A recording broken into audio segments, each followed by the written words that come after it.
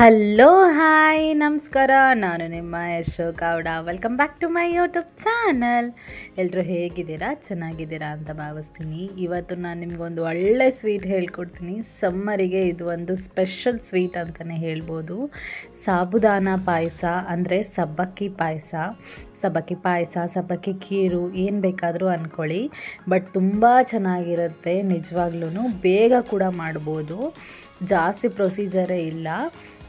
ಈ ಸಮ್ಮರಿಗೆ ಇದು ತಂಪು ಅಂತಲೇ ಹೇಳ್ಬೋದು. ಎಲ್ಲರೂ ಇವಾಗ ಮಾಡ್ತಿರ್ತಾರೆ. ಆಮೇಲೆ ಇನ್ನೊಂದು ರಂಜಾನಿಗೂ ಕೂಡ ನಾವು ಇದನ್ನು ಮಾಡ್ಕೋಬೋದು. ಏನಿಲ್ಲ, ಒಂದು ಪ್ಯಾನಿಗೆ 1-2 ಸ್ಪೂನ್ ತುಪ್ಪ ಹಾಕ್ಕೊಂಡು ನಿಮ್ಮ ಮನೇಲಿ ಏನಿರುತ್ತೆ ಆ ಡ್ರೈ ಫ್ರೂಟ್ಸ್ನ ಹಾಕ್ಕೊಳ್ಳಿ. ನಮ್ಮ ಮನೇಲಿ ಏನಿತ್ತೋ ಆ ಡ್ರೈ ಫ್ರೂಟ್ಸ್ನ ಹಾಕ್ಕೊಂಡಿದ್ದೀನಿ. ಮಾಮೂಲಿ ಗೋಡಂಬಿ, ಬಾದಾಮಿ, ದ್ರಾಕ್ಷಿ, ಪಂಪ್ಕಿನ್ ಸೀಡ್ಸ್ನು ಕೂಡ ಬಳಸಿದ್ದೀನಿ. ಅದನ್ನು ಚೆನ್ನಾಗಿ ಫ್ರೈ ಮಾಡಿಕೊಂಡು ಒಂದು ಪ್ಲೇಟಿಗೆ ಎತ್ತಿಟ್ಕೊಂಡ್ಬಿಟ್ಟು ಇಲ್ಲಿ ಒಂದು ಅರ್ಧ ಕ್ಯಾರೆಟ್ನ ತುರ್ಕೊಂಡ್ಬಿಟ್ಟು ಅದೇ ತುಪ್ಪಕ್ಕೆ ಹಾಕ್ಕೊಂಡು ಚೆನ್ನಾಗಿ ಫ್ರೈ ಮಾಡಿಕೊಂಡೆ. ಇಲ್ಲಿ 2 to 3 ಮಿನಿಟ್ಸು ಆ ಕ್ಯಾರೆಟ್ನ ಚೆನ್ನಾಗಿ ಫ್ರೈ ಮಾಡ್ಕೊಳ್ಳಿ. ಆಮೇಲೆ ಸಬ್ಬಕ್ಕಿನ ನಾನಿಲ್ಲಿ ರಾತ್ರಿ ಇಡೀ ನೆನೆಸಿಟ್ಟಿದ್ದೆ. ಅಂದರೆ ಒಂದು 8 ಗಂಟೆಗಳ ಕಾಲ ನೆನೆಸಿಟ್ಟಿದ್ದೆ. ರಾತ್ರಿ ನೆನೆಸ್ಬಿಟ್ಟೆ ನಾನು. ನೀವು ಬೇಕಾದರೆ ಒಂದು 2 ಅವರ್ಸ್ ನೆನೆಸಿದ್ರು ಸಾಕು. ಬೇಗ ಮಾಡ್ತೀನಿ ಅಂದರೆ ಒಂದು 2 ಅವರ್ಸ್ ನೆನೆಸಿದ್ರು ಸಾಕು, ಬೇಗ ನೆನೆಯುತ್ತೆ. ನಾನು ರಾತ್ರಿನೇ ನೆನೆಸಿಟ್ಟೆ. ಬೆಳಗ್ಗೆ ಮಾಡಿದ್ನಲ್ಲ, ನಾನು ರಾತ್ರಿನೇ ನೆನೆಸಿಟ್ಟಿದ್ದೆ. ಅದನ್ನು ಕೂಡ ಆ ಕ್ಯಾರೆಟ್ ಜೊತೆಗೆ ಹಾಕ್ಕೊಂಡು ಚೆನ್ನಾಗಿ ಮಿಕ್ಸ್ ಮಾಡಿಕೊಂಡೆ. ಚೆನ್ನಾಗಿ ಒಂದು 5 ನಿಮಿಷ ಚೆನ್ನಾಗಿ ಮಿಕ್ಸ್ ಮಾಡ್ಕೊಳ್ಳಿ. ಆಮೇಲೆ ಇಲ್ಲಿ ನಾನು ಹಾಲನ್ನ ನೋಡಿಕೊಂಡು ಹಾಕ್ಕೊಂಡೆ. ಹಾಲು ಸ್ವಲ್ಪ ನೀರು ಹಾಕ್ಕೊಂಡೆ. ಆಯಿತಾ?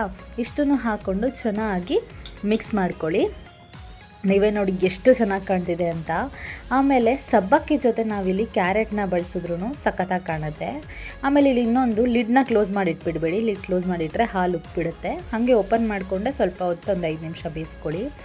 ಆಮೇಲೆ ಸಬ್ಬಕ್ಕಿ ಎಲ್ಲ ಸಂಪೂರ್ಣವಾಗಿ ಬೆಂದಿದೆ ಅಂದಾಗ ಸಕ್ಕರೆನ ಬಳಸ್ಕೊಳ್ಳಿ. ಸಕ್ಕರೆನ ಎಷ್ಟು ಹಾಕ್ಕೊಳ್ಳಿ ಅಂದರೆ ಸ್ವೀಟ್ ನೋಡ್ಕೊಳ್ಳಿ. ಸ್ವಲ್ಪ ಸಕ್ಕರೆ ಹಾಕ್ಕೊಳ್ಳಿ. ಆಮೇಲೆ ಒಂಚೂರು ಸ್ವೀಟ್ ನೋಡ್ಕೊಳ್ಳಿ. ಸ್ವೀಟ್ ಕಮ್ಮಿ ಅನ್ಸರಿ ಇನ್ನೊಂದು ಸ್ವಲ್ಪ ಸಕ್ಕರೆ ಆ್ಯಡ್ ಮಾಡ್ಕೊಳ್ಳಿ. ಅದಾದಮೇಲೆ ಲಾಸ್ಟಿಗೆ ನಾವು ಡ್ರೈ ಫ್ರೂಟ್ಸ್ ಹುರಿದು ಎತ್ತಿಟ್ಕೊಂಡಿದ್ವಲ್ಲ, ಆ ಡ್ರೈ ಫ್ರೂಟ್ಸ್ನು ಕೂಡ ಹಾಕ್ಕೊಂಡು ಚೆನ್ನಾಗಿ ಬಾಡಿಸ್ಕೊಳ್ಳಿ.